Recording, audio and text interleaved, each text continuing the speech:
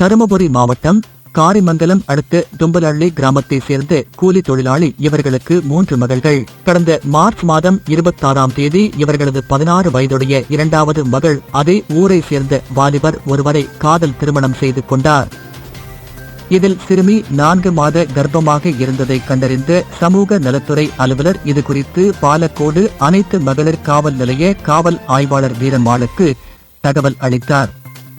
இதையடுத்து இருதரப்பினரையும் அழைத்து விசாரணை செய்த இன்ஸ்பெக்டர் வீரம்மாள் சிறுமியை திருமணம் செய்து கொடுத்ததற்காக இது சிறையில் அடைக்க உள்ளதாகவும் 50,000 ரூபாய் கொடுத்தால் வழக்கை கைவிட்டு விடுவதாகவும் கூறியுள்ளார்.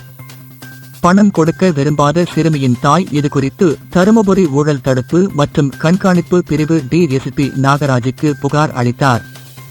இதையடுத்து சிறுமியின் தாயிடம் ரசாயனம் தடவிய ரூபாய் நோட்டுகளுடன் 50,000 ரூபாயை கொடுத்து அனுப்பியவர்கள் டிஎஸ்பி நாகராஜன், இன்ஸ்பெக்டர் பெருமாள் தலைமையிலான போலீசார் பின்தொடர்ந்து சென்றனர். மகளிர் காவல் நிலையம் அருகில் மறைந்து நின்று காத்திருந்தனர். சிறுமியின் தாயிடம் இருந்து இன்ஸ்பெக்டர் வீரம்மாளிடம் லஞ்ச பணம் 50,000 பெறும் போது ஒழிப்பு போலீசார் வீரம்மாள் கைது செய்து விசாரணை நடத்தினர்.